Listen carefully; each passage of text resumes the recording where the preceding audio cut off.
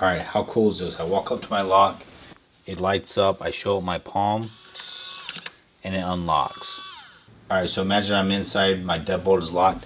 I go up and grab my door handle, and it automatically unlocks for me. This new smart lock uses a really cool technology of scanning the veins inside the palm of your hand as a way to authorize users. So this is more secure than fingerprint or facial recognition, because some of those systems can actually be fooled with a picture or video or something like a 3D model of someone's hand. This does not get fooled by that type of technique. So this is more secure. And then also all of that data is stored locally on the lock itself. So again, it is not out there on the internet where it could be hacked or something. It is locally on this device itself. So let's go into details here. Alright, hey everyone, let's unbox this new Philips smart lock. I'm going to install it here and then I will test it. I'll show you the app feature as well. Now I have a lot of these smart locks actually on my house already, and I'm actually installing it here just because it's better to demonstrate the functionality. This is their new 5000 series smart lock, and they have a couple different variants, so you do have to pay attention to which one you're getting or buying. And this one is the one that has the palm capability, so it's going to look at the veins inside your palm or your hand, and that's one of the ways, one of 4 ways I think, that you can unlock this unit. You can also use the app. It has a good old-fashioned physical key, and then of course there is the PIN code where you have the numbers that you can type in. So let me first just unbox it and we'll look at all the features step by step here. Alright, and before we go to the unboxing, please consider hitting that thumbs up button right below the video here in YouTube, and also if you like this content, please consider subscribing to my channel. That will let you get notified of more videos that I put out. Alright, well let's unbox it. Alright, so the first thing I will say is this unit is heavy. It is impressive how beefy this keypad is. I've had several of these other locks.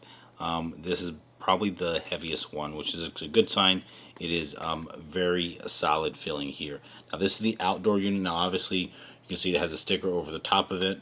When you pull that off, you no longer see the numbers because they are lit up as you approach it or you swipe your hand in front of it. So that is the outside facing unit that you would see, and then it has this little swing door for the regular physical key if you want to use that. It's nicely hidden if you don't want to use that key. This is now a button to run the chime. The chime is also included in this package. This is something you place inside your house in a standard outlet. I do like how it is a small size and is offset so that you should not interfere with the plug above it. But this will allow you to get a doorbell chime directly from this keypad to here inside the house. The other side of this is the inside. So this goes on the inside, and the first thing I will say with it is that it has the little line on the knob here. That might not seem like a lot, but every other one I've gotten from other brands don't have an indicator, and it is very hard to see if it's locked or unlocked from far away because the black all kind of blends together. So I do appreciate they do that. This unit is mostly plastic, just the backing plate is the metal, but that's fine because this really doesn't add any security on the inside for just holding the batteries in here. So one thing I will say I was a little surprised by is they do actually have, I guess it's kind of a suggested top bolt to secure, and that's because this keypad is so long. There's a chance there that, especially if your door is not perfectly flat or whatnot, that this will not go flat against there. It might come off a little bit, and then that would allow water and stuff to get down inside there, which would not be ideal. So to do that though, you have to drill an extra hole. So that might scare some people away, but it is optional. What I personally recommend you do is probably not use it at first. See if it bolts together well, and if it seals well, then I probably wouldn't use it. I don't really think it adds that much security. It's more of just keeping the whole keypad flat against the outside face of the door. So here's the template they provide you. So what this would do is you just fold this around the door on the edge. They show you this is line up to where your hole is, and then on this side it's showing you the holes for your typical doorknob, but then up above it, it will show you where you would drill for this optional top bolt. So that's something I'm not going to do right here. We'll see how it bolts up. If I need to, I'll drill it and install it here for you just to show you how that works. So in addition to these two main pieces, they have the standard deadbolt. Now this one does twist. I think I have to switch it over like this first, and then I can twist it and extend it. For mine, I'm going to be the extended. It works with all the standard dimensions. I forget what they are, 2 3/8 and 1 3/4 or something like that, are the two standard offsets for the US door knobs. And then here is the bolts and striker latches, as well as the longer screws that you can put in there for the higher grade security for this latch. I always encourage folks to use the long screws that go all the way through the door jamb and into the 2x4 stud or 2x6 stud behind them. And then this one, the black one, is the finish that will go on the door jamb side, so it'll make it a nice black finish to match this side as well.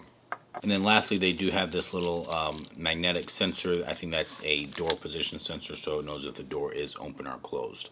All right, in addition to the template, they do have a quick start guide. This will just tell you how to really program the lock. They do give you a QR code that you can find an installation video to do this as well from them. All right, so this door sensor is kind of interesting. They have two options. One of them is a little plug that allows it to go inside the door jamb so you can't see it. It's hidden. To do that, you have to drill a little hole to be able to put this in there. Or the other option is the bigger little rectangle here. That would be a surface mount, so you would actually put this on the surface of the inside of the door that you would be able to see, and that would get lined up. So right here is a magnetic sensor. You can see it stuck to it, and that is how it knows the door is closed, is when that is close to it. So they give you instructions here on how to do that, where you can use this little ruler and you can place that unit, and I'll show you how that goes here in a second. That is optional. It gives you some extra features there with the door open close sensor.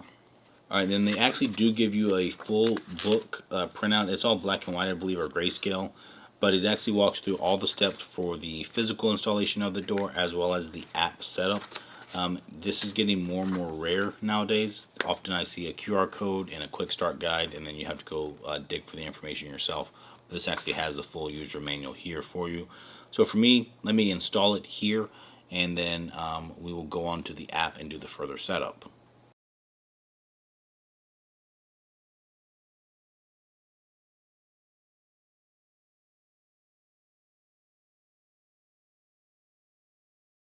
Okay, so on the side of the indoor, they have these two little sliders, and that is what unlocks the kind of plastic piece with the batteries and everything from the backing plate. This backing plate is what is going to actually secure the outside door latch to your door. So, all right, so for most part, these two long screws just go through each side of here, and then they screw all the way through the deadbolt latch there and into the outside keypad. Now before I tighten them all the way down, I want to just get them snug. I want to get them loose enough that I can still rotate these things around, because I want to make sure that all my pieces are kind of squared to the grid and that they're not crooked. Alright, so mine's looking pretty good. Obviously this door here is nice and straight, and this pulled in tight. I don't have any problem without using that upper one. That's what I would expect typically, as you would not need the upper one, but if yours is not tight for whatever reason, then you could look at adding that in there. Alright, so now you do need to be a little cautious with the cable here. Some of it you're going to actually tuck back in to the hole there, but the rest of it you're going to guide it through here and then plug it into this unit. This is going to take maybe a little bit of dexterity in here to both look and make sure that you get this guy lined up and straight and plugged in. Alright, so it's certainly not the easiest thing to get lined up there or straight, but then I'm going to guide it around this little bin they have, and then I'm going to tuck in the rest of the cable as I slide the inside keypad on there. And then the last thing you have to get lined up is the little blue doorknob that on the inside now has to fit over that bar that we slid through before. And then we can pick up this unit and then we can press it on. Alright, there we go. So both sides are clicked, and now I should be able to actuate that lock back and forth. So now that I have that all working, this is when I typically put those screws in. Now you might notice that I did not mortise or route a hole in there for that. So this is technically outside, not flush with the door. You do want yours to be flush with the door, not sticking out like this. Alright, so that's it for the basic install here. Now, before I plug in the batteries, I'm going to go ahead and get the app. Okay, so the app is called Philips Home Access. So I went ahead and installed that for the first time, and I'm opening it up, and of course you need to create an account. Okay, so I just did a quick sign up. It was fairly quick and easy, just an email and password. And then now I can click Add Device here. I'm going to give it my precise location, and then it wants a QR code. The QR code is on the back of the battery cover, so pop the battery cover off, and then you can get this QR code that you can scan.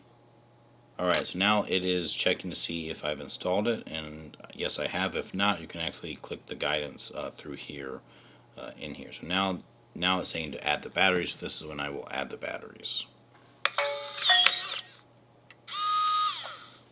Door locked. Okay, batteries are added. Alright, so let's hit next here. So now it's going to do this Bluetooth pairing. Now we need to set a master pin. Setup successful. Alright, so that was all I had to do for the setup there.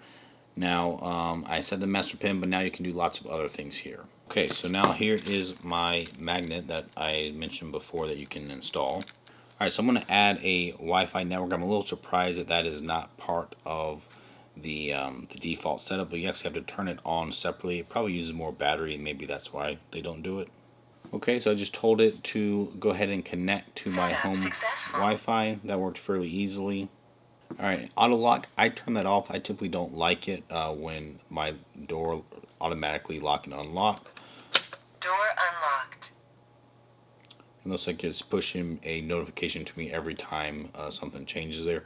The door sensor, I can turn it on and off or recalibrate it. So if I go install this to my real door, I can just hit recalibrate and have it learn. But I can also just turn it off right here in the settings. Alright, so this is kind of a neat feature. The English is a little bit broken here on the definition, but it looks like I can see a little sensor right here on the inside. I think what it's saying is that when someone approaches the door lock in the room, it actually automatically unlocks for you as you approach. So that is kind of a neat feature. So one thing I have to say about Philips here is, with their new line, they have some unique features here. This is another unique one. I didn't even know about this in their marketing material before, but this one has a duress warning. You can enter 911 plus your PIN code, and that's going to trigger an alarm and notify a contact person. So that's pretty cool. Let's turn that on and just see what the options show. Alright, looks like it sends an email. Maybe that's, I'm not as impressed as I thought before. I thought maybe it had the email to text or something. So if it sends an email to someone that checks their email very often, maybe that helps you. But I'm going to leave that off for now because I don't find that too helpful to send a emergency email. Alright, doorbell chime. I have not plugged that in yet. Let me plug that in here behind me. Alright, so let me go to this doorbell chime now. Alright, so let's press this button for 5 seconds. And I'm going to press the doorbell button here.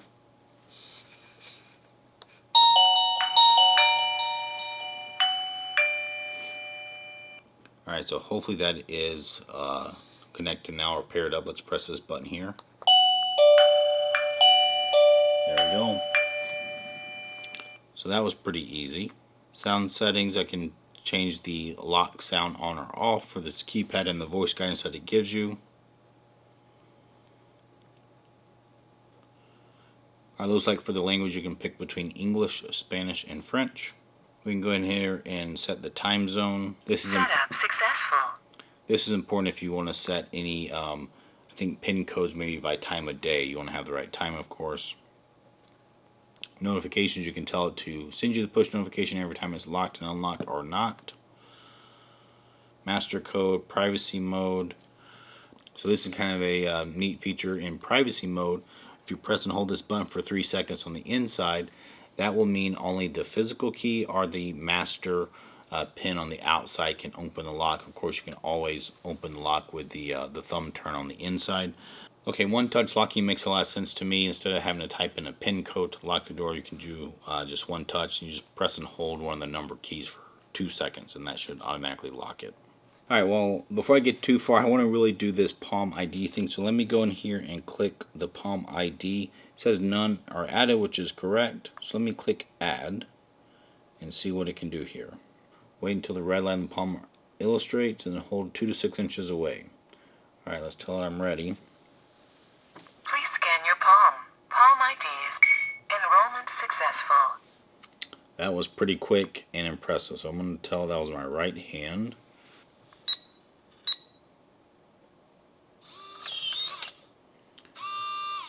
Alright, so that's the Door one. locked. That's the one-touch locking. Verification successful. And then you can show Door your palm. unlocked. That is impressively quick. I will give it that. And there are some downsides to the fingerprint one. One is that it doesn't like the kids and elderly fingers. But then also, if your hands are dirty, if you get a blister or anything like that, then the fingerprints are really unreliable. Whereas they claim that your hand can be wet, it can be dry, it can be dirty, and it's still able to read through and read your veins. So that's a really cool thing about this Palm ID. Okay, so now you can also share this device. So there's a couple ways to do that. One is by sharing the device with like family access. So if you have a spouse, you have kids, or anyone else that you want to give kind of not quite full access, but it allows them to view the device status, the activity, so the history of who opened it and closed the door, unlocked it. They can manage settings on it, as well as unlock and lock it from the app themselves. So it's basically giving them trusted access. You can also give someone guest access. This allows them to just view the status and then do lock and unlock, but they can't change settings and whatnot. So that might be good for a friend, maybe like a dog sitter that you trust to unlock the door for themselves. They would have guest access. And so to give these to these people, you would just send them an email or show them a QR code that they can then enroll. They would download the Philips Home Access app, and that would allow them to control the device. Alright, so if I want to add a new PIN code, I can just go in here to the PIN code and I can add a new one. So let me just pick what type of code I want to add. So you can add these permanent, you can add reoccurring ones, you can add the duration one. This was talking about where the time zone is important, and then a one-time one that you might just send to someone. So if I want to say a duration one, this is something where I can put in here and say on these dates, from this time to this time, this PIN code is valid. So that is one option to set it up. The reoccurring one might be for if you want to have a PIN code that is repeated every certain day and time of the week, then you could set that up. So you could say, hey, I like this dog sitter that comes Monday, Wednesday, Friday. You could literally go in here and click Monday, Wednesday, Friday, and then put the hours of time, and that PIN code would only work during those hours. So that's some of the cool features you have with a smart lock that allows you this more control over just giving someone a key that can get into your house whenever they want. Alright, I did want to show one more thing. This device can work with things like Alexa and Google Home, so you can have a hands-free operation of the device as well. Alright, so to set that up, after you have your lock all set up and working in the Philips Home Access app, then you need to go to either your Alexa app or your Google Home app. In this case, I'm going to go to my Google Home app. I'm going to go to Devices, and I'm going to hit the Add button. And the Add button, then I'm going to go to Works with Google Home. And this is where I'm going to search that for Philips. And then it's Home Access. So this is the same app we just installed before, but that's also kind of this now app inside of Google Home. I know that can maybe be a little bit confusing, but now I'm going to link my Google Home to the Philips Home Access. I'm going to say yes, go ahead and do that, agree and link.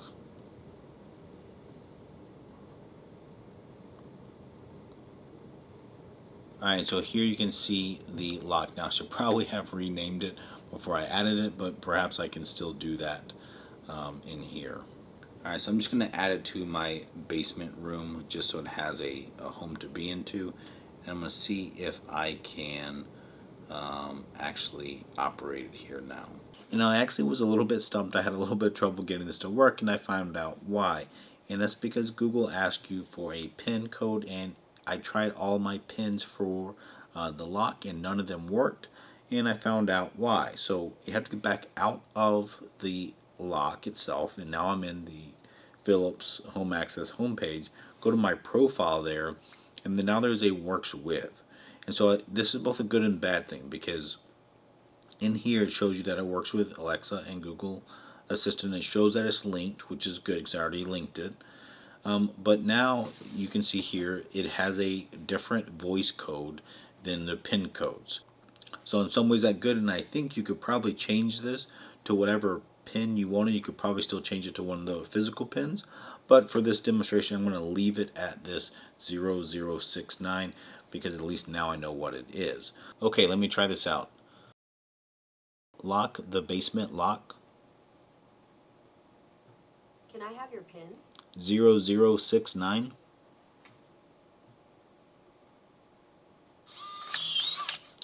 There we go. So that's how you'll have to watch for Google, is that it has a unique PIN code there. Okay, and then for the Amazon Alexa, it also has this ability to link up, and I think she does not ask for a PIN code typically, but you can do this linking through here. Now that you know that you got to go back to the main page of your profile in order for that kind of stuff to work, that's where you go. Okay, one other feature that I do think is nice is it calls it activities, but it really is kind of a history of what it's done. So this goes through and shows you all the history, and if it was a PIN code with assigned by a name, then obviously you can see that. If it was done manually, if someone rang the doorbell, you can see in here what was the time of day that happened. Alright, overall I must say I am really impressed with this lock. The fit and finish seems really good. The outside unit is really robust and solid. I like everything from this little spin up access to get to the good old fashioned physical key. I like that better than some of the other ones that maybe have like a bottom key or it's kind of more awkward to get to. This is a nice feature. I like the built-in doorbell with the chime that they include, and then having that palm access is really quite seamless. It works really well on here, and then you of course have the keypad options as well as the app to open and close the door. I could not live today without a smart lock and the ability. I don't have typically a physical key on me ever. And then on the inside, I think the features are nice there with the little indicator. It has that extra feature of the grab and go, which is really cool. And then it has easy to change out batteries in here that should last several months for you there. So overall, I think this is a really cool unit. The software has a lot of pros to it. It has a couple hiccups or kind of nuances to it that maybe navigating through it is a little bit non-intuitive to me, at least from some other ones. But it does have some neat features that I do like. So I like that it's also very open to working with the other smart assistances, voice assistances, so you can get access to it and tie it into your existing home ecosystem that you already have set up. So overall, I do recommend it. It is a little pricey, but they do have some good sales going on, especially right now around the holidays when there's a lot of items being discounted. So click the links down below if you want to get access to that, and then do add a comment in the video down below if you have either a comment or a question, and I will try to get to it. So thanks for tuning in, and we'll catch you next time.